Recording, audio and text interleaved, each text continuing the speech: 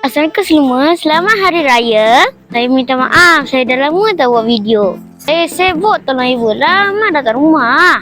Hari Raya kan? Tapi ini saya ada masa untuk menceritakan pasal ayam balik. Hari ini saya nak menceritakan tentang perbezaan ayam jantan dan ayam betina. Ayam jantan bulu ekor dia lebih panjang. Ayam betina bulu ekor lebih pendek. Ayam jantan ada taji yang panjang. Ayam betina jadi taji ataupun tajinya lebih pendek.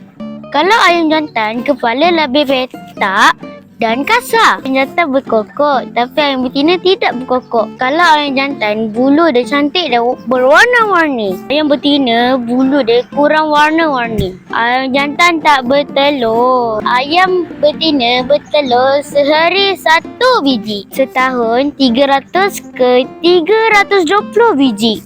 Last sekali, ayam jantan ada balung yang besar. Kalau ayam betina, balung dan kepala dia lebih kecil. Saya harap bermanfaat.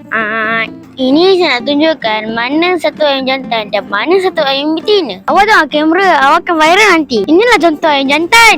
Cantik ke warna-warni? Lepas tu ada taji yang panjang. Berat tak ayam ni? Awak kan dah famous. Sekejap saya tunjukkan ayam betina pula.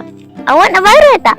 Okey, kawan-kawan semua. Inilah ayam betina. Bulu dia tak menarik sangat. Kepala kecil. Ayam ni tak ada taji. Ayam ni lah bertelur hari-hari. Ayam betina lebih kecil berbanding ayam jantan. Saya harap info ini bermanfaat. Perbezaan ayam jantan dan ayam betina. Bye-bye kawan-kawan. Assalamualaikum.